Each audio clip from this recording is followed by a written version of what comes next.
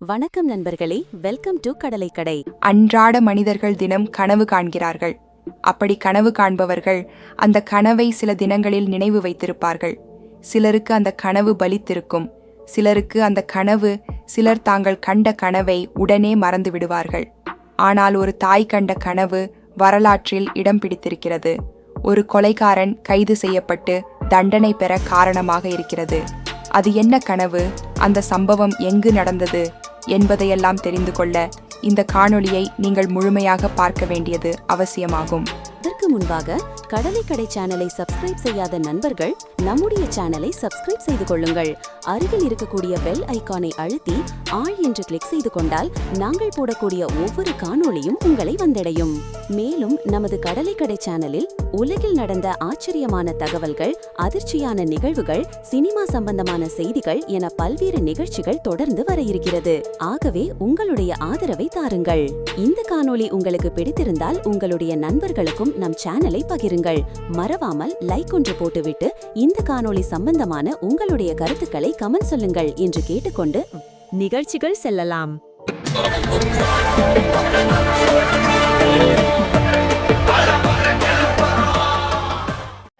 சின்ன சேனலுக்கு எதாக இருந்தாலும் அது கொஞ்சம் ஆதரவு கொடுங்க.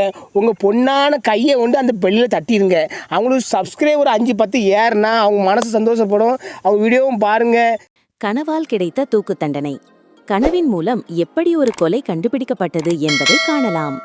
கிபி 1820 1828 ஆண்டுகளுக்கு இடைப்பட்ட காலகட்டத்தில் இங்கிலாந்தில் நிகழ்ந்தது இது.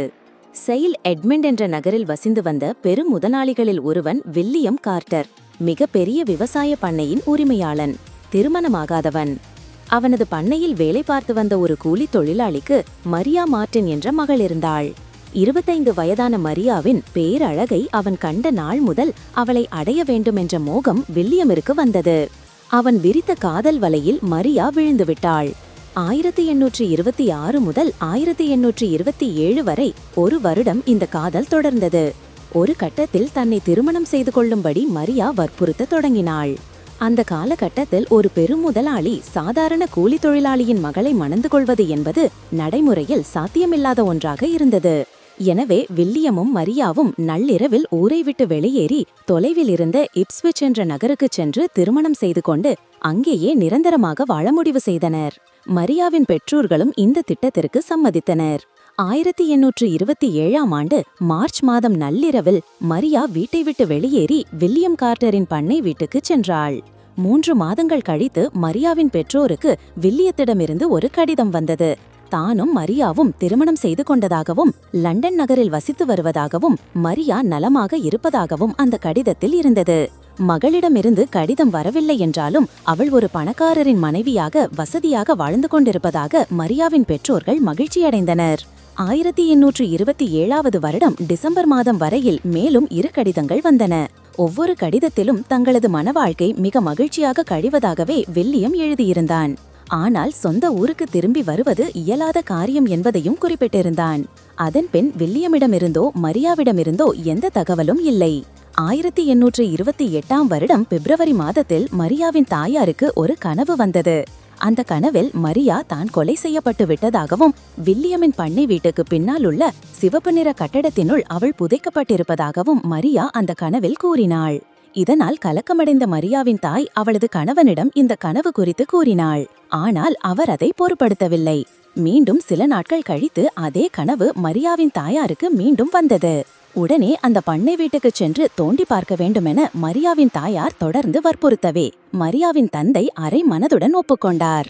மரியாவின் தந்தை தனது நண்பர்கள் சிலரையும் அழைத்து கொண்டு வில்லியமின் பண்ணை வீட்டுக்கு சென்றார். அவர் மனைவியின் கனவில் வந்தது போலவே பண்ணை வீட்டின் பின்பக்கம் சிவப்பு நிறத்தில் சிறிய கட்டடம் ஒன்று இருந்தது. வைக்கோலை பாதுகாப்பதற்காக அமைக்கப்பட்ட கட்டடம் அது. மரியாவின் தாயார் கூறிய இடத்தில் தோண்ட தொடங்கினர். 2 அடி தோண்டிய உடனே துர்நாற்றம் வர தொடங்கியது. 5 அடி தோண்டிய போது இரத்தக்கரை படிந்த ஒரு கோணிப்பை தென்பட்டது. கோணியினுள் அழுகிய நிலையில் மரியாவின் பிணம் இருந்தது. ஒரு கனவின் அடிப்படையில் கொலை சம்பவம் ஒன்று கண்டுபிடிக்கப்பட்டதால் அந்த செய்தி பரபரப்பாக நாடெங்கும் பரவியது. லண்டன் நகரிலிருந்து துப்பறியும் நிபுணர்கள் வந்து விசாரிக்கத் தொடங்கினர். வில்லியம் எழுதிய கடிதங்கள் இருந்த லண்டன் முகவரிக்கு துப்பறியும் நிபுணர்கள் சென்று விசாரித்தனர். அந்த முகவரியில் வில்லியம் இல்லை என்பது உறுதியாயிற்று. வில்லியமின் அங்க அடையாளங்களை குறிப்பிட்டு அவனை கண்டுபிடிக்கும்படி நாடெங்கிலும் உள்ள காவல் நிலையங்களுக்கு செய்தி பறந்தது.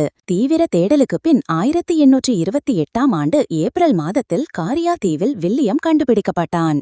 அங்கு வேறொரு பெண்ணோடு அவன் கடந்த 2 வருடங்களாக வாழ்ந்து வந்திருக்கிறான். காவலர்களின் விசாரணையில் நள்ளிரவில் தன் பண்ணை வீட்டுக்கு வந்த மரியாவை கொன்றதை வில்லியம் ஒப்புக்கொண்டான். நீதிமன்றத்தில் இந்த வழக்கு விசாரணைக்கு வந்தபோது என்ன தீர்ப்பு வரும் என்பதை நாடே ஆவலுடன் எதிர்பார்த்திருந்தது. 2 மாதங்கள் வழக்கு நடந்தது. இறுதியாக வில்லியமுக்கு மரண தண்டனை விதிக்கப்பட்டது. லண்டன் நகரில் ஒரு முக்கியமான இடத்தில் பொதுமக்கள் முன்னிலையில் வில்லியமின் தூக்கு தண்டனை நிறைவேற்றப்பட்டது. மரியாவின் தாய் கண்ட கனவு நனவாயிற்று. ஒரு கனவின் அடிப்படையில் கண்டுபிடிக்கப்பட்ட முதல் குற்றம் என்ற பெருமையும் இந்த வழக்கிற்கு கிடைத்தது. இடைத்தெரியாத ஆச்சரிய நிகழ்வுகள் உலகில் எங்கோ நடந்து கொண்டுதான் இருக்கிறது. மேலும் ஒரு சுவாரஸ்யமான சம்பவத்தோடு உங்களை சந்திக்கிறோம். நன்றி, வணக்கம். தேங்க்ஸ் ஃபார் மறக்காம சர்ப்ரைஸ் பண்ணுங்க. தேங்க்யூ.